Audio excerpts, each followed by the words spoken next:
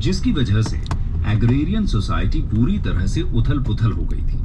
उदाहरण के तौर पर लैंड रेवेन्यू रेट्स इतने हाई कर दिए गए थे कि पेजेंट्स और जमींदार दोनों ही परेशान थे। इसी तरह ब्रिटिशर्स ने नया जस्टिस सिस्टम भी इंट्रोड्यूस कर दिया था, जिससे जस्टिस न सिर्फ महंगा बल्कि लोगों से दूर हो गया था। इंडियन हैंडीक्राफ्ट इंडस्ट्रीज का डिक्लाइन होने से हजारों की संख्या में आर्टिजन्स की रोजी रोटी छिन गई थी। इसके अलावा ब्रिटिश रूल का फॉरेन कैरेक्टर भी विद्रोह का एक कारण था। लोगों को एक विदेशी शक्ति के अधीन होना कभी अच्छा नहीं लगता। इंडियंस के प्राइड को भी ब्रिटिश रूल ने हर्ट किया था और इसीलिए फॉरेनर्स को अपनी जमीन से बाहर करने के बहुत से एफर्ट्स देखने को मिलते हैं। ब्रिटिश रूल के अगेंस्ट रिबेलियंस उनका बंगाल पर कब्जा होने से ही शुरू हो जाता है। शायद ही ऐसा कोई साल गया हो जब इनके विरुद्ध कोई आर्म्ड रिबेलियन ना हुआ। 1763 से 1856 के बीच 40 से ज्यादा मेजर रिबेलियंस होते हैं। इसके अलावा 100 से ज्यादा माइनर वंस भी थे।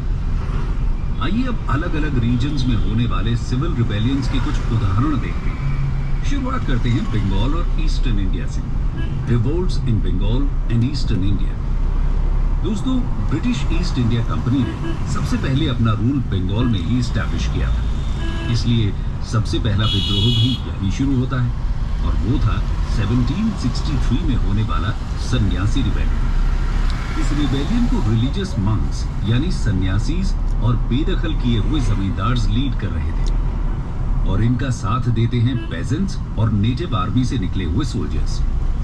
सन्यासी रिवोल्ट के पीछे मेन कारण होली प्लेसेस को विजिट करने पर लगाई गई रिस्ट्रिक्शंस थी। सन्यासी अक्सर होली श्राइन्स की यात्रा करते थे और वहीं के लोकल जमींदार इन्हें दक्षिणा दिया करते थे, लेकिन ब्रिटिशर्स को लगता है कि ये लोग उनका हिस्सा ले रहे हैं। साथ ही इतने बड़े स्तर पर लोगों का घूमना उन्हें लॉ एंड ऑर्डर की प्रॉब्लम लगता था, इसलिए वो सन्यासी की विजिट्स पर रिस्ट्रिक्शंस लगा देते हैं और इसी से नाराज सन्यासी उनके खिलाफ विद्रोह करते थे। सही करते। रिवोल्ट के दौरान कंपनी की फैक्ट्रीज और स्टेट ट्रेजरीज पर रेड की जाती है।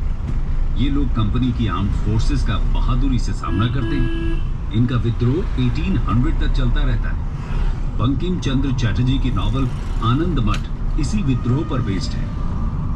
सन्यासी रिबेलियन के बाद 1766 से 1772 तक चुआर विद्रोह हुआ था। ये बंगाल और बिहार के 5 डिस्ट्रिक्ट्स में फैला था। इसके अलावा ईस्टर्न इंडिया के मेजर रिबेलियंस में 1783 में होने वाला रंगपुर और दिनाजपुर रिबेलियन, 1799 में बिष्णुपुर और बीरभूम, 1804 से 17 के बीच ओडिशा के जमींदार का विद्रोह और 1827 से 40 तक चलने वाला संबलपुर रिवोल्ट आता है।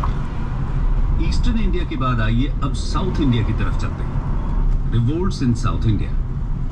दोस्तों, साउथ इंडिया में विजयनगरम के राजा 1794 में रिवोल्ट करते हैं। 1790s में तमिलनाडु के पोलिगर्स का विद्रोह भी होता है।